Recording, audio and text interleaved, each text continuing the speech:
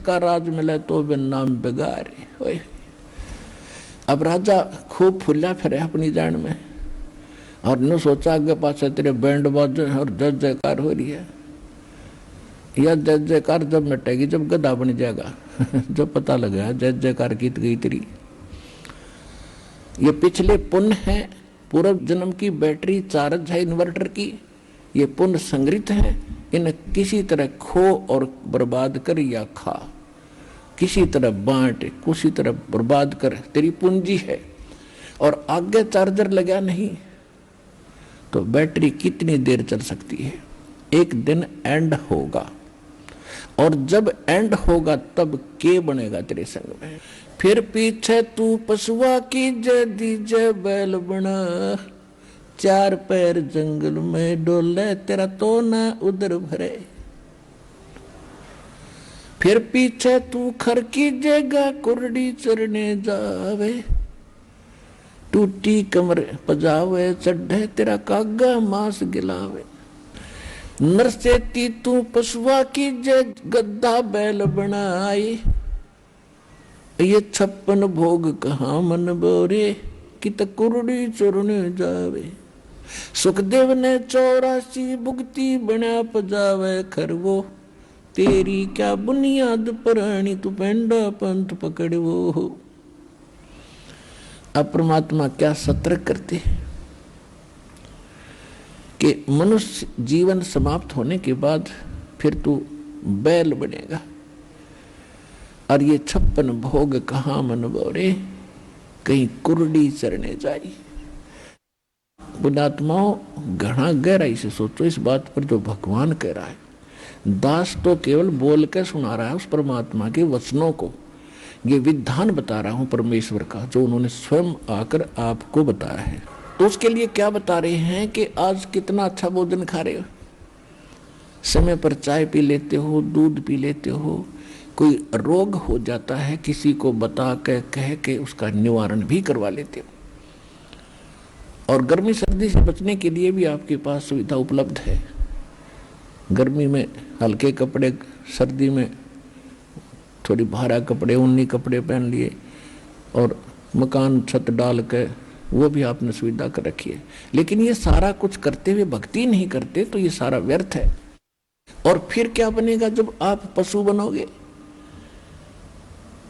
परमात्मा कहते हैं कबीर जिव्या तो वाहे भली, जो रटे हरि नाम, नहीं तो काट के फेंक दियो ये मुख में बलो ना चाम। कि यह जीव का अगर ओरिजिनल काम आप समझते हो तो इसका यही काम है, या तो परमात्मा की गुणगान करे, भक्ति करे, और नहीं तो इसकी कति जरूरत नहीं। कहते सत्संग में कुतिया भली और साकट भली नमा, वो बैठी हर यश सुने वह निंदा करने जा। परमात्मा कहते हैं सत्संग के अंदर कुतिया भी, पशु भी आकर बैठ जा, वो भी अच्छी, उसके ऊपर इन वाणी का बौछार हो रहा है, उसके कुछ पाप कट रहे हैं, उसको उसका पुण्य मिल रहा है वाणी यज्ञ का। कहते हैं सत्संग में कुतिया भली और साकट भली न माँ। वह साकट माँ घर घर में जाकर उसकी निंदा, उसकी चुगली रोज जूत बजा के घर आवे लोगों के। कहते उस साकट माते तो सत्संग में आई कुतिया भली, वह बैठी भगवान की महिमा सुन रही है और वह अपने कर्म बिगाड़ने के लिए निंदा करने जा रही है। तो कहने का भाव ये है, परमात्मा ये कहना चाहते हैं कि आज आपको जीव दी भगवान ने, आप बोल सकते हो, परमात्मा का गुणगान कर सकते हो। आपके कहीं पीड़ा है तो बोल के बता सकते हो कि मेरे कान में दर्द है या पेट में पीड़ा है, तो उसका समाधान तुरंत हो जाता है। फिर परमात्मा कहते हैं अगर भक्ति नहीं करते हैं, चाहे राजा हो चाहे रंक हो, फिर पीछे तू पशुआ की जय दीजय बैल बना और चार पैर जंगल में डोला, तेरा तो नहीं पेट पर है। सिर पर सींग दिए मन बोरे, धूम तो मच्छर उड़ा और कंद जुआ जोते कुआ, फिर जों का घुसखा। अपना आत्माओं आज तो कूलर है, पंखे हैं आपके पास और एसी लगा रहे हैं आजकल तो, और बढ़िया भोजन खा रहे हो। फिर वो पशु सारा दिन कुएं में चलता था पानी निकालता था और खाता क्या था? जौ का भुस। जौ के भुस में इतने कांटे से होते हैं, पशु सिगर सी खाता नहीं उसको, भूखा मरता खाया करे। तो कहते उस समय जब ये वाणी बोली जा रही थी तो जौ का भुस खाता था जो पहले। कहते हैं जिन रोटी पाई नहीं जो खाते नान पुलाव, ये खांड खीर खाने वाले फिर क्या खाते हैं? कुत्ते के देसुअर बन के। तो इससे भय बनेगा आपको, और डर बिन भक्ति नहीं होती। अब हमें पता चला कि इस बोतल में विष है और सांप बहुत खतरनाक जानवर है, तो उससे हम डरेंगे। डरे तो जान बची, अनजान बच्चा उसको पकड़ ले या पी ले उस विष को तो मर गया। तो इस ज्ञान से आपको डर बनेगा, डर से फिर आप सतर्क हो जाओगे, आपका कल्याण होगा। तो ये सच्चाई है। तो क्या बताया है कि फिर अब बैल दास के जीवन में घटना घटी। उस समय तो इतनी याद उसकी आई नहीं, जब इस तत्व ज्ञान से परिचित हुए फिर सबकी आन लगी, सपने में भी दिखने लगी वो घटना। हाँ, दास का जन्म एक किसान जाट परिवार में हुआ और हमारे घर एक बैल था। उसको हाली खेतों में सुबह सुबह खेत जोतने के लिए वक्त से ले जा रहा था। मेरा चाचा हाली था और रास्ते में कोई कील पड़ी थी लोहे की, अंधेरे में वह बैल के पिछले खुरों के बीच में फंस गई, अच्छी गहरी चली गई। और बैल था वो अच्छा तेज चलने वाला, फटाफट कई कदम रख गया और वह सारी अंदर बैठ गई। पैर लंग करने लग गया वो बैल काफी। तो पहले ये सोचा करते थे, आम विचार थे आम हाली के कि भी बैल का कोई ऐसे लंग हो जा पैर में तो उसने रोकना नहीं चाहिए, नस पे नस चढ़गी वह चलने से खुलेगी, रोक दिया तो पैर जाम हो जाएगा। जिस कारण से हाली ने सारा दिन चलाया वो, और शाम तक तो उसके पैर में सोई भी आ गई और वो आकर बैठ गया, उठा नहीं, और सोई पहुंच गई ऊपर तक, घुटने से भी ऊपर तक। ऐसे गांव के वो वैद्य होया करते, वो देखा किसी ने, थोड़ा बहुत जानता था, उसने कहा इसका बा आ गया और घुटने में इसके जोड़ों में बा आ गया। वह कील तो लग रही खुरों में और पट्टी बांध रहा की घुटने पे है। अब वो बोल के नहीं बता सकता मेरा पीड़ा कहाँ है। अफलातून और जब मनुष्य था उसने नो कहता होगा किसने देखा है, देखी जाएगी। अब देख ले, कि देखेगा तो देखना तब है, संतों के विचार सुनो, कल्याण कराओ, अपना पीछा छुड़वाओ।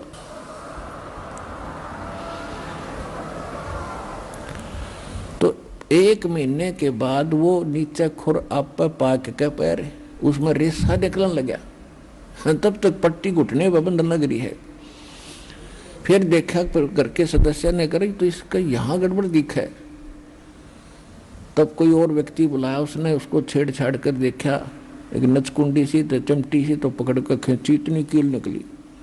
तरह का जब ये गोड्डा और गड़ा दिया उसका, पट्टी बांध के वो हफ्ते में ठीक हो गया वह कील निकलने के बाद। तो पुण्यात्माओं, इस जुबान का उसने दुरुपयोग किया और उसका जीभ भी थी पर बता नहीं सका मेरा चोट कहाँ लगी है, मुझे कहाँ पीड़ा है। ये छोटा भयंकर दुख है। अभी आपका नशा है कि मनुष्य शरीर आपको आपका जचती है कोई ना, हमें आगे जाके ये दुख भी होगा, पर अपनी बुद्धि अकल काम ना करे। किसी महापुरुषों की वाणी पर हमने विचार करना पड़ेगा, तभी हम सफल होंगे और दुखों से बच सकेंगे। अब कहते सुखदेव ने 84 भुगती बना पजावे खरवो, तेरी क्या बुनियाद पुरानी तू पेंडा पंथ पकड़वो। जो साधना आप करते हैं और जिन भगवानों की करते हो, उसकी साधना सुखदेव ऋषि गर्भ में ही उसको भक्ति का ज्ञान हुआ था, और उसके बाद भी उस भक्ति के तरफ में वो आकाश में भी उड़ जाता था। पूर्व जन्म के संस्कारों से, उसकी पुण्यों से, भक्ति की शक्ति से बैटरी चार्ज थी। और गुरु उसने कोई बनाया नहीं, और गुरु बनाया तो यही 3 लोक तक का, ब्रह्म तक का, विष्णु तक का। तो वहां कहते हैं विष्णु तक की प्राप्ति ही उसने की, और फिर 84 लाख योनियों में गधे की योनि में गया वो। सुखदेव ऋषि ने अपनी आत्म कथा बताई कि एक समय में गधे की योनि भोग रहा था अंधा हो गया, घना काम लिया, कुमार बेसबरा था, पानी तक पाया नहीं, दिन रात धंधा करवाया, मैं अंधा हो गया। फिर मुझे लठ मारा और छोड़ दिया, भाग तू। मैं चलता चलता जा रहा था एक पगडंडी पर जंगल की तरफ। आगे रास्ते में एक थोड़ा सा खाई थी, नाली थी, मेरे को दिखाई नहीं दी, मैं उसमें फंस गया। आगे मुंह टेक गया, पाछे पीठ लागी, पानों लटके, वो टेके नहीं। अब उस इतनी लंबे सफर में इतनी दूर जंगल में चला गया, वहां कोई इक्का दुक्का व्यक्ति, कोई यात्री आता था दिन भर में मुश्किल से एक, और वो तो उसके ऊपर के कूद के चले जाते थे नाले पे। फिर मैं बन गया उनका पुलिया, मेरे ऊपर पैर टेकर पार हो जा, मेरे को उठाया नहीं। हफ्ते 10 दिन में भुगत के भूखा पैसा मेरे प्राण निकले। अब वो घटना मेरे याद आती है, मेरे सामने घूमती है, मैं डट कर भक्ति करता हूँ। तो यहाँ परमात्मा कहते, सुखदेव ने 84 भुक्ति बना पजावे खरवो, खर माने गधा, और तेरी क्या बुनियाद प्राणी, तू पेंडा पंथ पकड़े वो। अब सुखदेव तो भक्ति भी करता था, उसके बाद ही हालत होगी, क्योंकि गीता ज्ञानदाता ये ब्रह्म है। और गीता के अंदर ये खुद कहता है, दूसरे अध्याय के 12वें श्लोक में, चौथे अध्याय के 5वें श्लोक में और 9वें श्लोक में, 10वें अध्याय के दूसरे श्लोक में कि अर्जुन तेरे और मेरे बहुत जन्म हो चुके हैं और आगे भी होते ही रहेंगे। तू नहीं जानता, मैं जानता हूं, और मेरी भक्ति करेगा तो ब्रह्मलोक में जाएगा। ब्रह्मलोक में गए हुए प्राणी पुण्य आते हैं। यानी ब्रह्म की साधना और ब्रह्म के पुत्र ब्रह्मा विष्णु महेश की साधना करने वाले भी जन्म मृत्यु में रहते। गीता अध्याय नंबर 15 के श्लोक 16 और 17 में 3 पुरुष हैं। एक सरपुरुष तो गीता ज्ञानदाता है, 21 ब्रह्मांड का स्वामी है, ये भी नासवान, शर्मा ने नासवान। और दूसरा अक्षर पुरुष है जिसको परब्रह्म भी कहते हैं, ये 7 संग ब्रह्मांड का स्वामी है। और इस गीता अध्याय नंबर 15 के श्लोक नंबर 16 में लिखा है कि सरपुरुष और अक्षर पुरुष ये 2 पुरुष हैं जो वेल नोन हमने पता है यहाँ के। और इनके अंतर्गत जितने प्राणी हैं ये सारे नासवान हैं, ये भी नासवान है। लेकिन जीवात्मा तो किसी की भी ना मरती हो, तो गधे की भी नहीं मरती। फिर बताया कि उत्तम पुरुष है तू अन्य परमात्मा इति उदाहरते 17वें श्लोक में 15वें अध्याय की गीता में। और ये लोग तेरे में अवश्य विभर्ती अवैश्वर है, वो परमात्मा है जो वास्तव भगवान है, सबका धारण पोषण करने वाला है, और जिसको परमात्मा कहा जाता है वो वास्तव में अविनाशी है। तो कहने का भाव ये है कि उस परमात्मा को छोड़कर हम अन्य साधना करते हैं तो भी हमारा कल्याण नहीं हो सकता, चाहे हम भक्ति भी कर रहे हैं। मन तू चल रहे सुख के सागर, जा शब्द सिंधु रत्नागर, कोटि जन्म तन भरमत हो गए, कुछ ना हाथ लगा रे, और कुकर सुकर खरबा बोरे, कौआ हंस बुगारे। कोटि जन्म तू राजा की ना मिटी न मन की आशा, और भिक्षुक ओकर दर दर घूमया, मिला ना निर्गुण रासा। इंद्र कुबेर ईश की पदवी, ब्रह्मा वरुण धर्मराया, और विष्णुनाथ के पुर को जाकर तो फिर भी वापस आया। असंग जन्म तन मरता हो गए, जीवित क्यों ना मरे रे, 12 दर मध महल मठ मोरे, बहुर ना दे धरे। दोजक भीष्ट सभी ते देखे, राजपाट के रसिया, और 3 लोक से तरपत नाही, ये मन भोगी खसिया। सतगुर मिले तो इच्छा मिटे, पद्मल पदे समाना, और चल हंसा उस लोक पठाऊं जो आद अमर स्थाना। 4 मुक्ति जा चंपी करती, माया होरी दासी, दास गरीब अभय बद पर से, वो मिले राम अविनाशी। अब क्या बताया है शब्द में, मन तू चल रे सुख के सागर, भगवान आकर बताएंगे गरीबदास जी को। और गरीबदास जी ने फिर आगे वाणी लिखी कि भगवान ने मुझे ये बताया, वो आपके लिए संदेश दे रहे हैं कि कोटि जन्म तन भर मत होगे, कुछ ना हाथ लगा रे।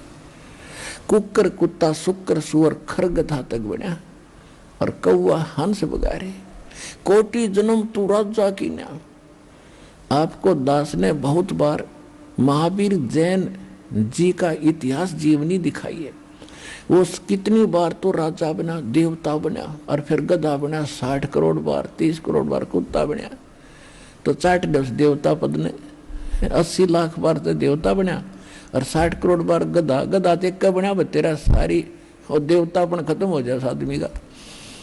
तो यह भूल थी हमारा, हमने रास्ता ठीक नहीं मिला, हमने डले भी ढोए, प्रयत्न भी किए, पर हमारे हाथ कुछ नहीं लग गया। कहते डिम्ब करें डूंगर चढ़े, अंतर झीनी झूल, जग जाने बंदगी कराइए बोव सूल बबूल। ये तो बबूल के सूल बो रहे थे। आज तक दो साधना करते थे, ब्रह्मा विष्णु महेश ब्रह्म और परब्रह्म तक की।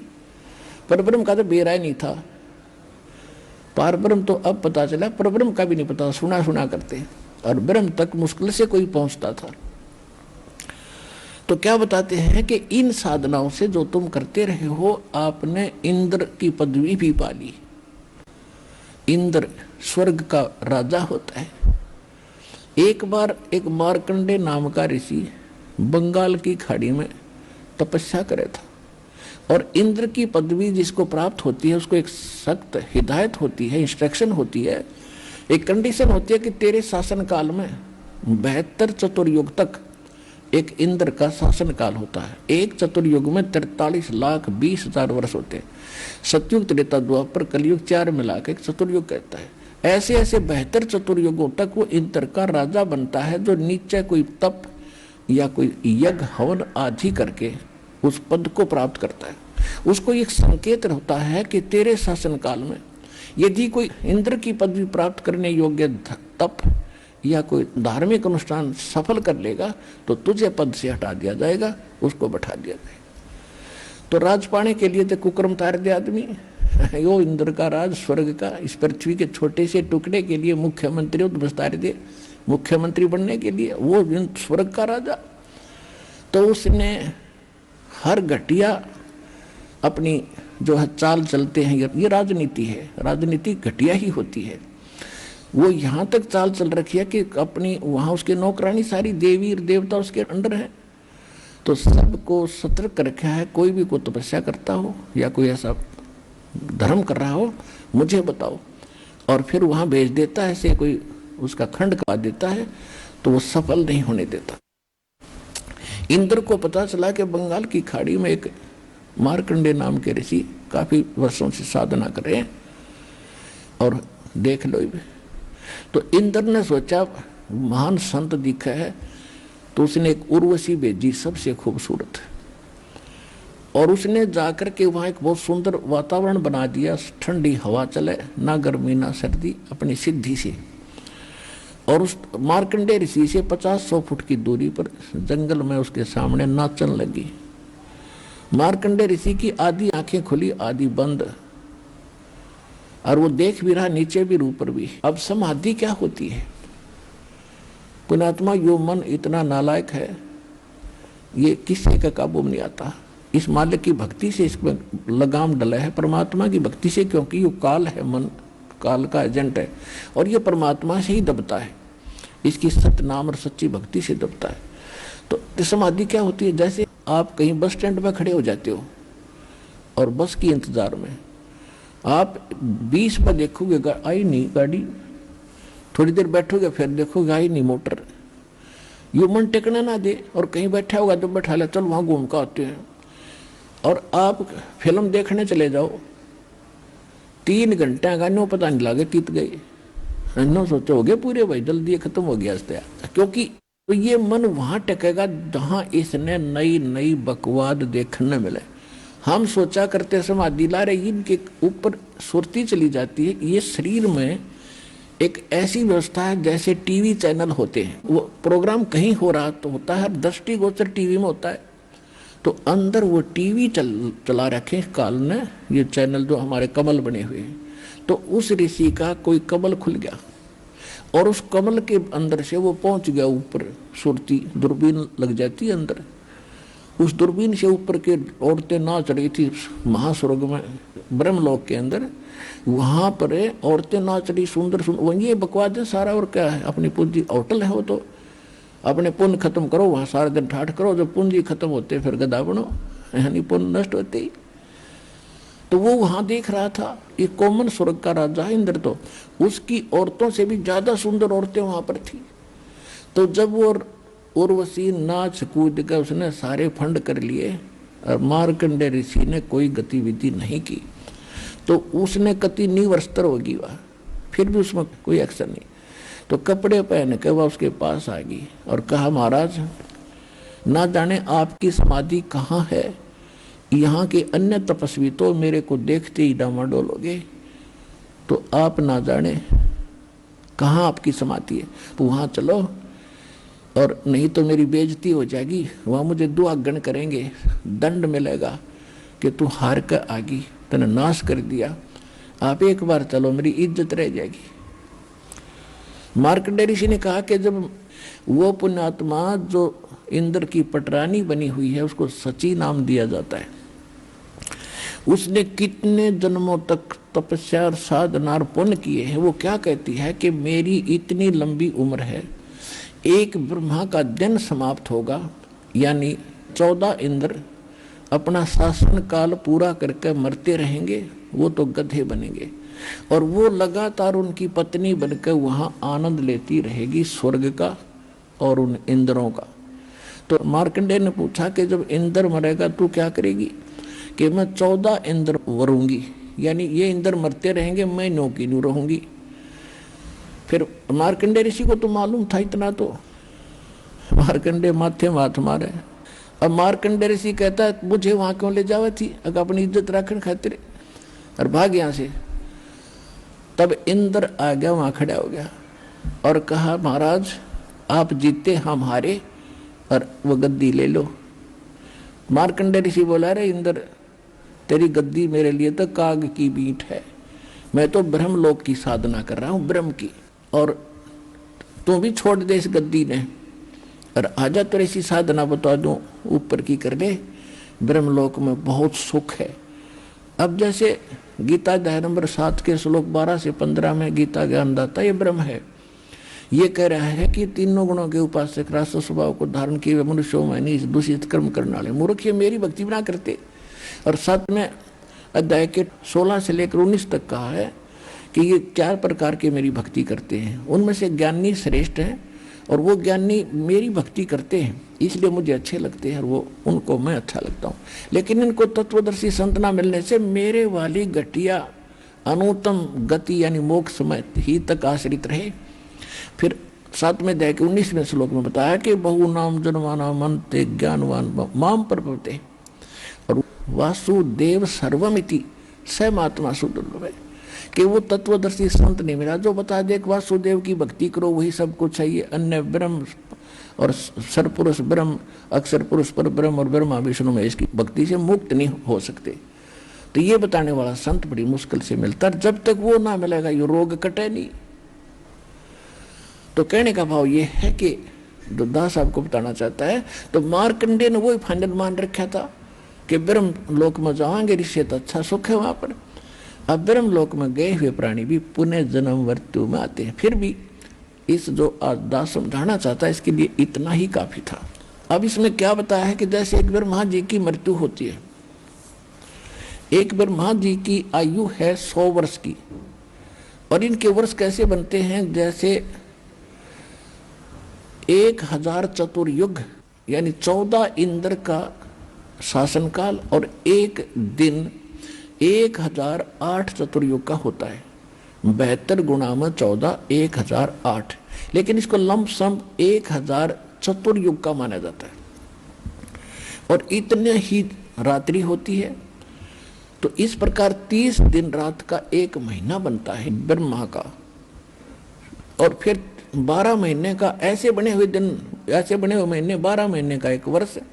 उसके बाद उस ब्रह्मांड में फिर सृष्टि चलेगी, तब तक ये ब्रह्मांड ऐसे ही प्रलय में रहेगा। फिर धीरे धीरे इसका पुनः कंस्ट्रक्शन होगी, अरबों वर्ष फिर लगेंगे, और फिर उसका विनाश हो जाएगा, फिर यहाँ जाएगा। तो जब 70,000 बार ये शिव मर जाएंगे, एक काल मरेगा, और वो युग होगा उस अक्षर पुरुष का, एक युग अक्षर पुरुष का, और 1000 ऐसे बने हुए युग का दिन होगा उस अक्षर पुरुष का, और इतनी ही रात्रि होगी। ऐसे ही 30 बने हुए 30 दिन रात का महीना होगा, फिर 12 महीने का एक वर्ष होगा, और ऐसे 100 वर्ष की आयु है उस अक्षर पुरुष की, उसकी भी मृत्यु होगी। सूक्ष्म वेद में कहा है, एती उम्र बुलंद मरेगा अंतरे, सतगुरु लगन कान न भेटे वो संतरे। इतनी लंबी आयु भी आपकी हो जाएगी तो भी तुम्हारी अंत में मृत्यु होगी। कारण क्या है कि तुमको वो संत नहीं मिले। कौन से? सुखदेव ने 84 भुगती बना पजावे खरवो, तेरी क्या बुनियाद पुरानी तू पंडो पंथ पकड़वो। सुखदेव जैसे ऋषि ने भी गधा बनना पड़ा, तो आपकी क्या औकात है, इसलिए आप वो पंथ, वो मार्ग, वो भक्ति विधि ग्रहण करो। कौन सी? गीता अध्याय नंबर 4 के 34 में कहा कि तत्वदर्शी संतों की खोज कर और उनसे वो मार्ग जान। उनको दंडोत प्रणाम करने से, उनको कपट छोड़कर प्रसन्न करने से वो तत्वदर्शी संत तुझे उस परमात्मा का ज्ञान कराएंगे। कौन से परमात्मा का? 18वें अध्याय के 62वें श्लोक में कहा कि अर्जुन तू सर्वभाव से उस परमात्मा की शरण में जा, उस परमेश्वर की कृपा से तू परम शांति को, सनातन परम धाम को प्राप्त होगा। 15वें अध्याय के 1 से लेकर 4 श्लोक का निष्कर्ष है कि उल्टे लटके हुए संसार रूपी वृक्ष के जो सभी अंग बता देगा, भाग बता देगा, वो तत्वदर्शी संत होगा। उसके पश्चात 4थे श्लोक में कहा 15वें अध्याय के कि उसके पश्चात परमेश्वर के उस परम पद की खोज करनी चाहिए, जहां जाने के बाद साधक फिर लौटकर कभी संसार बन जाते।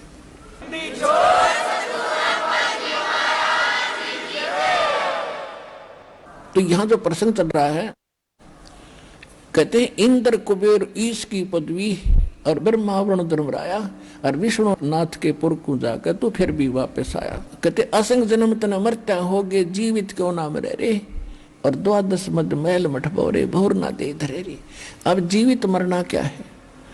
अब हमने एक तो इच्छाओं को खत्म करना है, जनता लोगों को देखकर हमने कोठी बंगलों की तरफ आकर्षित नहीं होना, परमात्मा के दिए मार्ग पर चलना है और अपनी जो परंपराएं हमको घटाना है, कम करना है।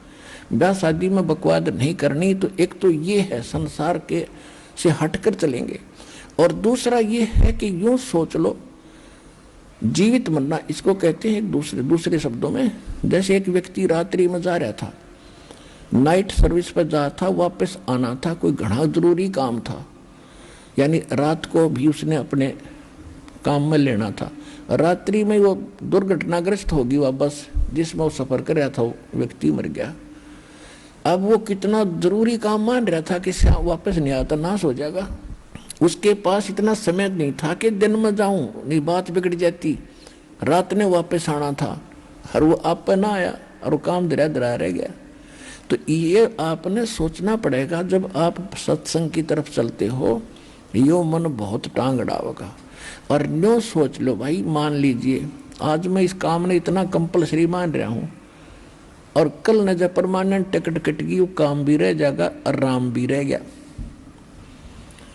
तो न्यो सोच लो भाई, मर गया, आज मेरी मृत्यु होगी और चालिब। अब 3-4 दिन आप यहाँ आते हो, कम से कम भगवान की चर्चा सुनोगे, कुछ पुण्य बनेंगे, परमात्मा की शरण में सच्चे हृदय से चलेगा आदमी, उसका काम नहीं बिगड़ेगा। ये गारंटीड बात समझ लेना। लेकिन हम डर घने रहे हैं क्योंकि हम सता गणे रखे हैं, डरा गणे रखे हैं, जिस कारण से हमारा दिल ना दृढ़ होता। तो दृढ़ भी वही करेंगे, आपको लाएंगे, फिर ऐसे झटके देंगे, ऐसे चमत्कार करेंगे, क्योंकि हम गणे सता रखे, मालिक ने बेरा है कि इनका ब्योंत नहीं रह रहा बेचारों का भी। तो वो हमें दृढ़ भी करेगा, हमारे को विश्वास भी दिलाओगा और प्रेरित भी करेगा, यहाँ लाए भीगा। तो इसके लिए ज्ञान कुछ सहयोग देगा आपको। इस ज्ञान के आधार से चल के देखो, होने दो जो हो रहा है एक में। अब उन्हें बैठे बैठे ना सो जाए। एक भगत बता रहा था कि हमारा एक पड़ोसी था और हम सत्संग में आते थे और वह वहीं ठाठ से रहते थे, और हमने नो क्या करते ये चले जाए बाहर, न डरे को नहीं, घर में किए ना सो जाए। बस गर्मियों का मौसम था, सारे छत पर सोए थे और नीचे थे, उनका चोर सारा सामान काट ले गए, उन्हें चम्मच भी ना पाई, वो भी उनके सोफे भी लाद ले गए, बेड भी लाद ले गए, बोरी बिछाए सोए सामने। तुम तोड़े सारे थे, फिर क्यों करानी होगी हम तो चल सत्संग में जावा, आनी हो जा तो हो जाओ, बेशक फिर पूरे करेगा भगवान मरे, लेकिन होया नहीं करती। तो कहने लगा उस दिन बाद से मेरा और पक्का दर्द हो गया, ये रोज तो क्या कर दे, ये तो सारे गड्ढे थे यार, इनका नाश क्यों हो गया भी हो, सारे जेवरात काट ले गए। काफी समय की बात है, 20 लाख रुपए का नुकसान हो गया था उनको, आज तो 20 करोड़ समझ लेना बता। तो इस ज्ञान से आपको दृढ़ता होगी। तो ये जीवित मरना है, मान ले 3-4 दिन में वापस आप जाओगे और कोई थोड़ा बहुत काम खराब हो गया तो फिर संगवा लेंगे, रो के मालिक आगे कर्ज कराएंगे, फिर बरकत दे देगा कितने के। और परमानेंट टिकट कट गई फिर क्या करोगे वहाँ फिर कौन से मालेगा उन्हें। तो ये बातें याद रखने की है। इसमें कोई भगवान के लिए तो राजाओं ने राज त्याग दिए, ये 2 दिन का काम क्या बड़ी चीज है। और उन्हें फिर भी ना मिला, तुम ना अंगित मिलेगा मिलेगा जब घर ते लाई बुला के घर पहुंचा संदेशा भगवान ने। आप कहते पीछे हो लिए परमात्मा और साथ है कति। फिर क्या बताते हैं कि दोजिक नरक और बहिष्ठ स्वर्ग इन सब में भटक लिया तू। दोजिक बहिष्ठ सभी ते देखे राजपाट के रसिया, और 3 लोक से तरपत नाही यो मन भोगी खसिया।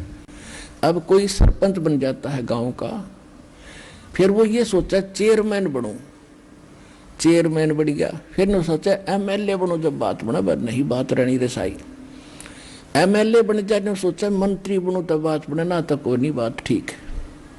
जब कोई मंत्री पद प्राप्त कर लेता है तो उसकी अटकलबाजी रहती है, किसी तरह मुख्यमंत्री बनूं, अब भी बात कच्ची रहेगी, इतना वो मर लेगा, गधा बना पाओगा कितने फिर है फिर बनेगा वो संतरी। तो पुण्यात्माओं ये बात याद रखो। परमात्मा कहते हैं दोजक भ्रष्ट सभी देखे राजपाट के रसिया, और 3 लोक से तरपत नहीं, इसका सब्र नहीं है, 3 लोक भी दे दे मन पापी ने, ये मन भोगी खसिया। फिर कहते हैं सतगुरु मिले तो इच्छा मिटे। कोई संत मिलेंगे तो ये इच्छाओं को कम करेंगे, ये छांग देंगे। उस जैसे किक्कर ने छांग दिया, पेड़ ने छांग देता है माली ताकि आगे बढ़े। तो हम चारों तरफ फैल गए, हमने सेट होना पड़ेगा आगे बढ़ने के लिए। आम के पेड़ को भी माली काट देता चारों तरफ से ताकि ये ऊपर को चले और यहाँ खराब ना हो। तो सतगुरु मिले तो इच्छा मिटे, पद मिल पदे समाना, और चल हंसा उस लोक पठाऊं जो आदि अमरस्त। फिर क्या बताते हैं कि सतगुरु मिले तो इच्छा मिटे, पद मिल पदे समाना। संत मिलेंगे तो सही पद माने, यहाँ पद मिल पदे समाना के 2 अर्थ हैं। ये है सुख संवेद, ये उस दूसरे वेद से भी जटिल है, इसको समझना कोई बालकों का खेल नहीं। पद माने एक तो पद्धति यानी वे ऑफ वर्शिप, पूजा की विधि, और दूसरा पद वो कि गीता अध्याय नंबर 15 के श्लोक 4 में कहा कि तत्वदर्शी संत प्राप्ति के पश्चात परमेश्वर के उस पद की खोज करनी चाहिए, परम पद की, जहां जाने के बाद लौट कर साधक कभी संसार में नहीं आते। तो यहाँ ये सूक्ष्म वेद की वाणी जो बता रही है कि सतगुरु मिले तो इच्छा मिटे, और पद मिले ये सही भक्ति पद्धति मिले, और पद मिल पद समाना, उस पद में समा जाओगे जहां जाने के बाद फिर वापस नहीं आते। पद मिल पद समाना, और चल हंसा उस लोक पठाऊं जो आदि अमर स्थाना, शाश्वत स्थान में ले जाऊंगा। फिर क्या कहते हैं वहां कितना सुख है, 4 मुक्ति जहाँ चंपी करती, यहाँ की 4 मुक्ति तक खत्म होने वाली है और वो सदा रहेंगी। 4 मुक्ति जहाँ चंपी करती, और माया होरी दासी, दास गरीब अभय पद पर से, वो मिले राम अविनाशी। कि चलो सतलोक में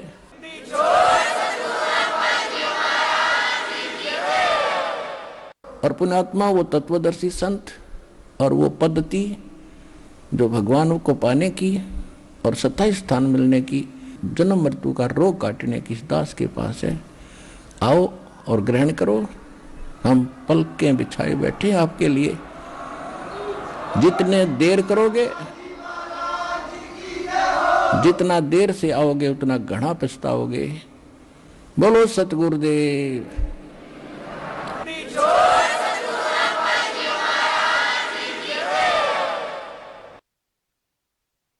परम पिता परमात्मा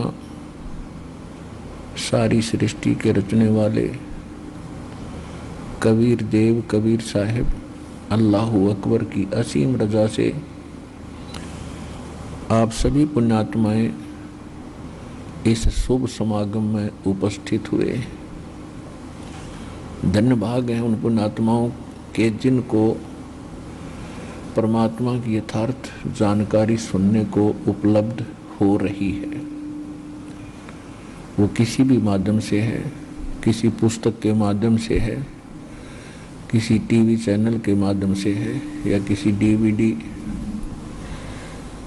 और मेमोरी कार्ड के माध्यम से आप तक पहुंच रहा है, या सत्संग आप सीधे सुन रहे हैं, इन सभी पुण्यात्माओं के विशेष पुण्य उदय हुए हैं, जिस कारण से आपको युगों उपरांत असंख्य जन्मों के बाद ये सच्ची कथा सुनने को प्राप्त हुई। यथार्थ भक्ति मंत्र आप तक पहुंच पाया। काल की सैकड़ों बाधाओं को तोड़कर परमात्मा ने आप तक अपना सच्चा ज्ञान पहुंचाया है। धन्य है आप और आपके माता पिता जिनसे आपका जन्म हुआ। प्रथम तो मनुष्य शरीर का मिलना बहुत ही दुर्लभ है। उसके पश्चात मनुष्य शरीर के अंदर परमात्मा की प्रेरणा होना, परमात्मा के पाने की तड़प बनना, ये और भी मुश्किल है। और तीसरे नंबर पर परमात्मा प्राप्त की तड़प बने प्राणी को सतगुरु मिलना, यथार्थ भक्ति का मिलना, ये बहुत ही दुर्लभ है और बहुत ही पुण्यकर्मी प्राणियों को सुलभ होता है। आप उन पुण्यकर्मी प्राणियों में से हैं जिनको मनुष्य जीवन भी प्राप्त है, परमात्मा पाने की तड़प भी विद्यमान है, और इसी तड़प में आपको यथार्थ भक्ति, यथार्थ भगवान और यथार्थ अध्यात्म ज्ञान प्राप्त हुआ।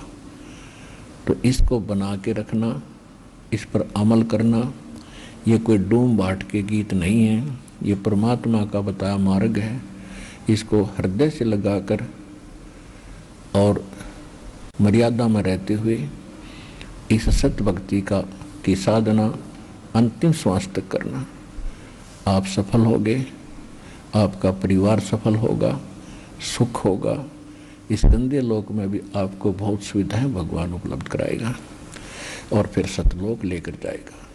सत्संग, इस कलयुग के अंदर सत्संग का मिलना बहुत मुश्किल है, और जो संत सत्संग करते हैं वो स्वयं भी भ्रमित हैं, क्योंकि उनके पास सत्संग नहीं है,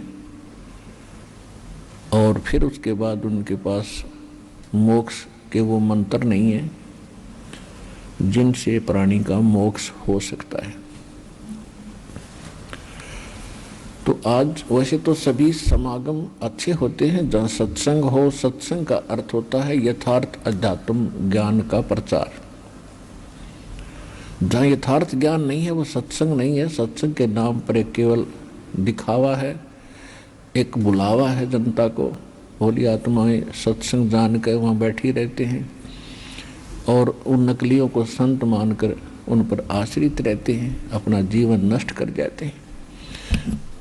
तो वो उन संतों का तब तक तो दोष था नहीं जब तक उनको ये ज्ञान नहीं प्राप्त था, क्योंकि काल ने सबकी मति बंद कर रखी है,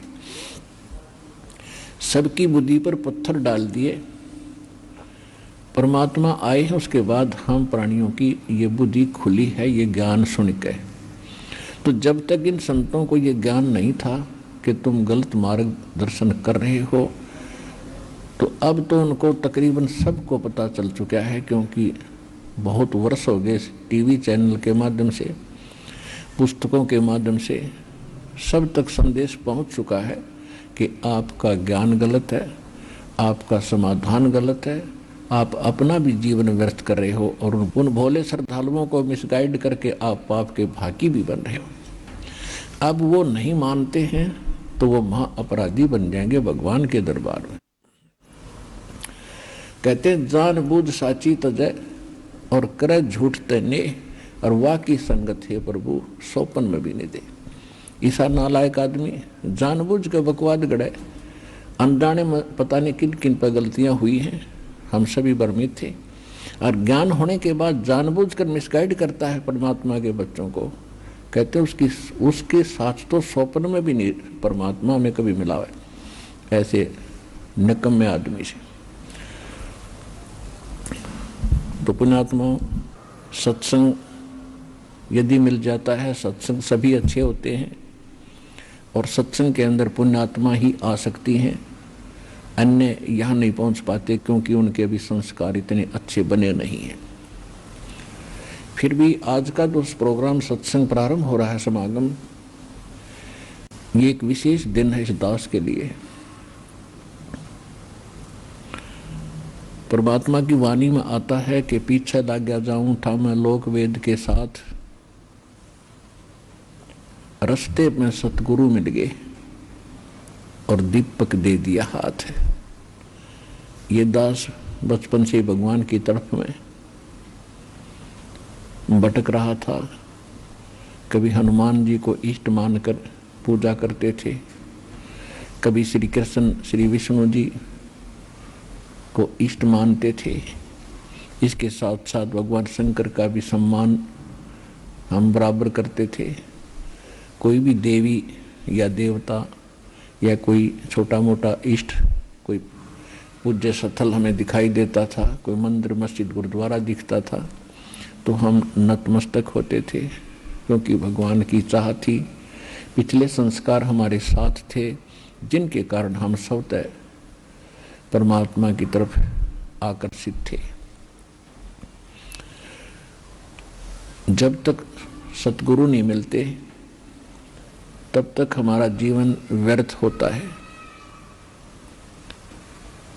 परमेश्वर की वाणी माता है, जा दिन सतगुरु भेंटिए 100 दिन लेखे जान, और बाकी समय व्यर्थ गया बिना गुरु के नाम। जिस दिन आपको दीक्षा प्राप्त होती है या सच्ची दीक्षा, नकली गुरुओं से भी कोई लाभ नहीं, तो उस दिन आपका अध्यात्म जन्म होता है। बाकी का समय आपका व्यर्थ गया। जैसे पशु पक्षी ही भी अपने बच्चों की परवरिश के लिए अपने घोंसले गुफा बनाने के में ही अपना सारा जीवन व्यर्थ कर देते हैं, ऐसे ही हम और आप कर रहे थे जब तक गुरु नहीं मिले थे। तो आज ये समागम जो प्रारंभ हुआ है, ये फाल्गुन की अमावस्या, इस दिन इस दास को वो परम संत, वो हमारे दाता गुरुदेव मिले थे, उनसे ये दीक्षा प्राप्त हुई थी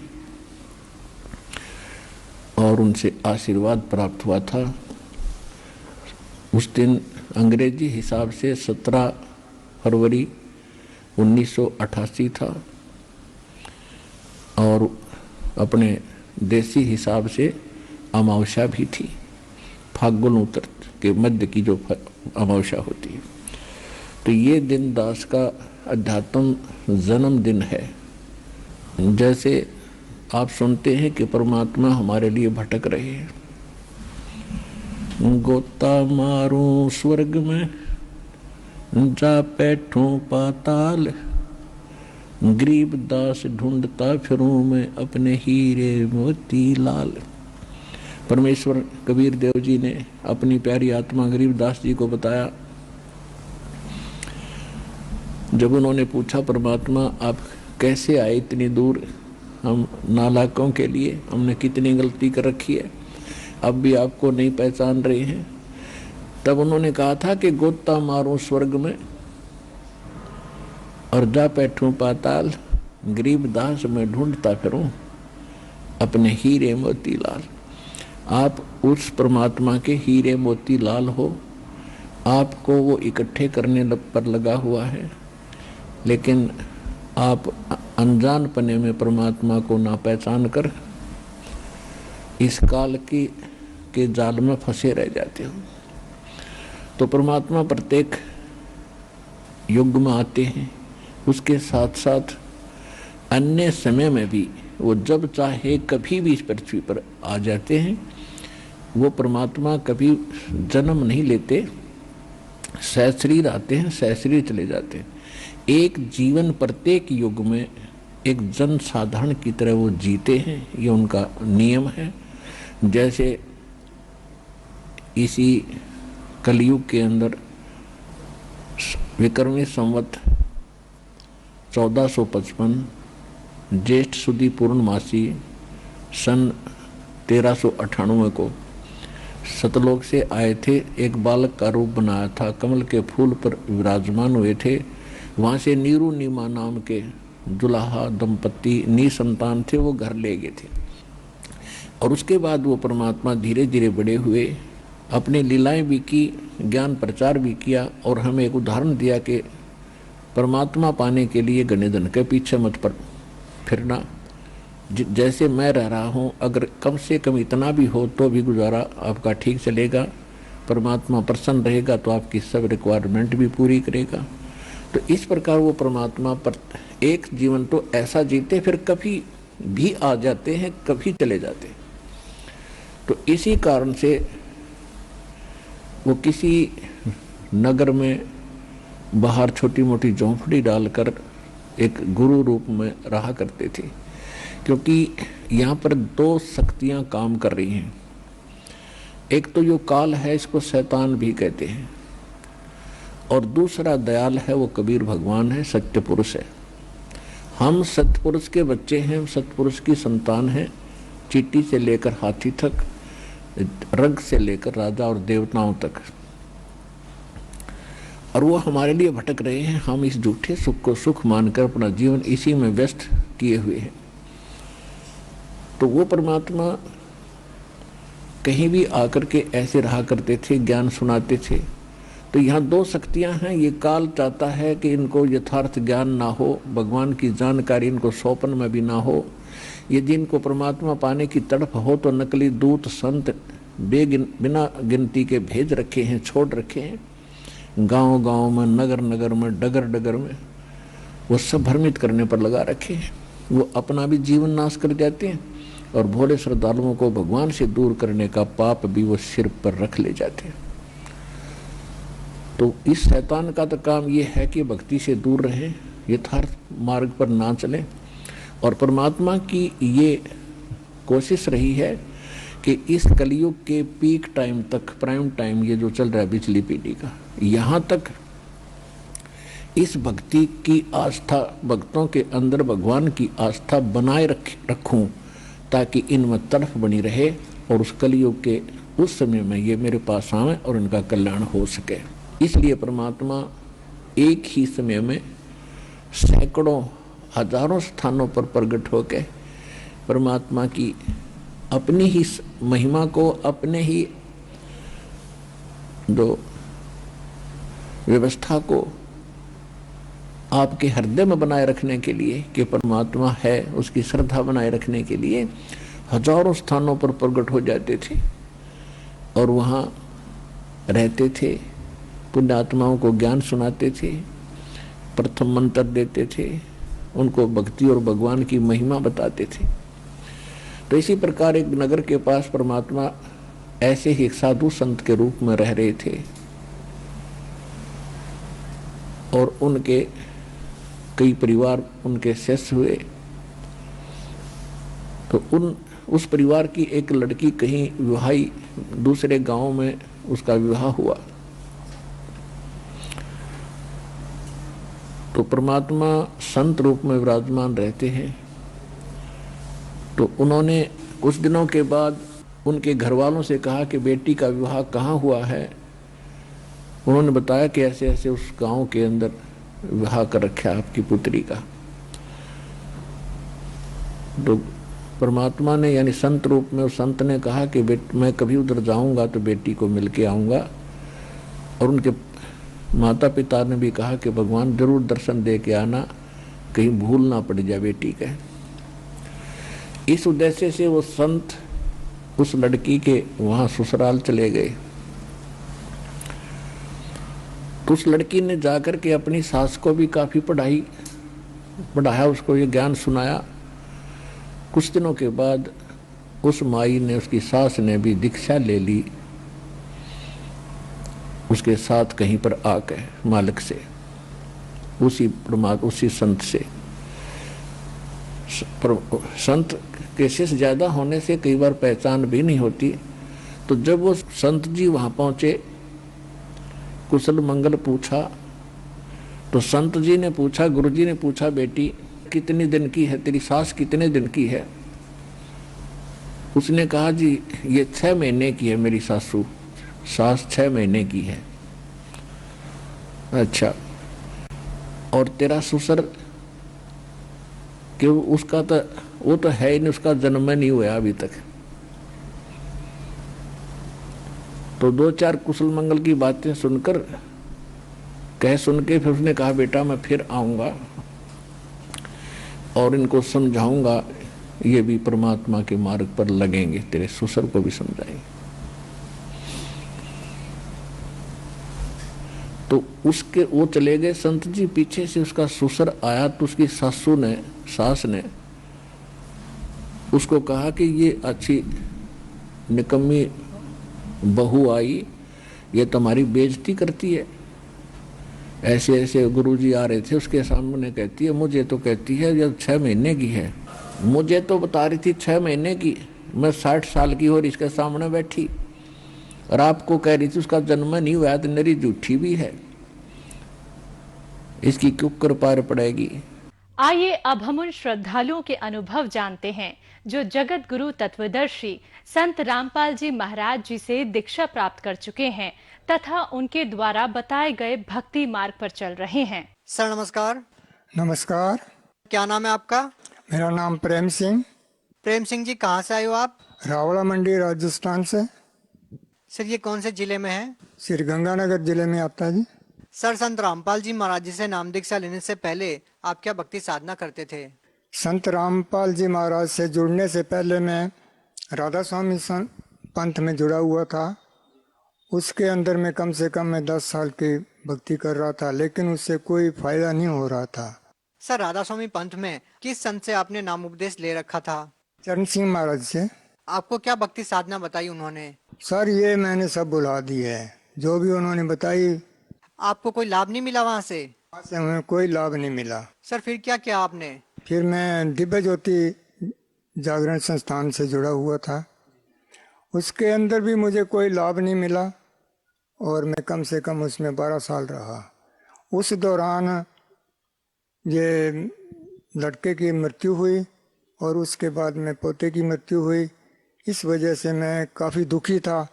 उस दौरान छोटे भाई साहब ने, जिनका नाम बलवंत सिंह है, संत रामपाल जी महाराज से नाम ले रखा था। उनके कहने से मैं बरवाला गया।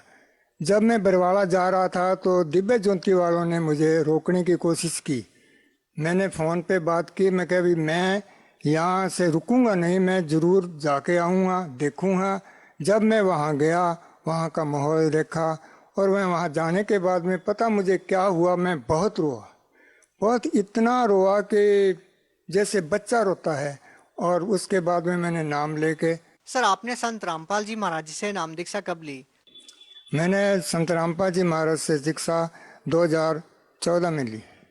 सर संत रामपाल जी महाराज जी से नाम दीक्षा लेने से पहले भी आप अलग अलग 2 पंथों में रहे हैं। आपको वहाँ की भक्ति साधना में और वहाँ से मिलने वाले अनुभवों में और संत रामपाल जी महाराज जी से नाम दीक्षा लेने के बाद आपको क्या अंतर नजर आया? उन संतों ने अपने मन घड़ित मंत्र दे के हमें दे रखे थे और संत रामपाल जी महाराज ने सभी ग्रंथों में प्रमाणित ज्ञान दिया है। क्या राधा स्वामी पंथ में और दिव्य ज्योति जागरण में कोई वेद शास्त्रों का ज्ञान नहीं दिया जाता? नहीं सर, उन्होंने मन घड़ित देवी देवताओं के जो मंत्र दे रखे हैं। सर आपको संत रामपाल जी महाराज जी से नाम दीक्षा लेने के बाद क्या क्या लाभ मिला? संत रामपाल जी महाराज से नाम लेने के बाद में सबसे बड़ा लाभ तो ये है कि मुझे वो सच्ची भक्ति मिली। और दूसरा जो मेरा एक्सीडेंट हुआ उसमें ये मानो कि मेरी मौत थी और संत रामपाल जी महाराज की दया से मैं। एक्सीडेंट भी हुआ? हाँ जी, एक्सीडेंट। कैसे हुआ था? मेरा जो एक्सीडेंट हुआ, मैं एक बिजली का काम करता हूँ, मोटर ठीक करने के लिए एक चक्की पर गया हुआ था। उसमें कुछ फॉल्ट ऐसा ही था कि मुझे काफ़ी टाइम लग गया। रात्रि के लगभग कोई 8:30-9 बजे का टाइम हो गया और वो मुझे घर पे छोड़ने के लिए मोटरसाइकिल पे जा रहे थे। मैं पीछे बैठा हुआ था तो मेन रोड पे कोई पशु के आने से मोटरसाइकिल उसमें लग गया, जिससे वो अगली तरफ गिरे और मैं पिछली तरफ गिरा। मोटरसाइकिल एक तरफ गिरा। मेरे को महाराज जी संत रामपाल जी महाराज ने ऐसे बचाया कि सिर्फ मेरी ये एक उंगली ही सड़क पे लगी और बाकी सारा मेरा शरीर ऊपर है। आप ये सोच सकते हो कि जब मोटरसाइकिल से गिरे तो सारा नीचे जाना था। ये रामपाल जी महाराज की ही कृपा है। सर, संत रामपाल जी महाराज जी जिनसे नाम दीक्षा लेने के बाद आपको इतने सारे लाभ मिले, मानसिक शांति मिली, वो संत रामपाल जी महाराज जी जो अपने अनुयायियों को इतने सारे लाभ दे रहे हैं, वो आज जेल में हैं। आप भगत समाज को क्या संदेश देना चाहेंगे कि उनसे नाम दीक्षा कैसे ली जा सकती है? मैंने 15-20 साल जो अन्य पंथों में खराब किए हैं उनसे कोई लाभ नहीं हुआ। मैं उन भाइयों को ये कहना चाहता हूँ कि आप संत रामपाल जी महाराज का सत्संग सुने, ज्ञान सुन के अपना कल्याण कराएं। बहुत बहुत धन्यवाद।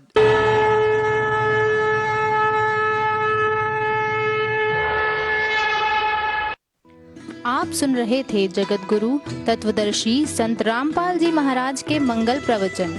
अधिक जानकारी के लिए संपर्क करें 8222-880-541, 8222-880-542, 8222-880-543, 8222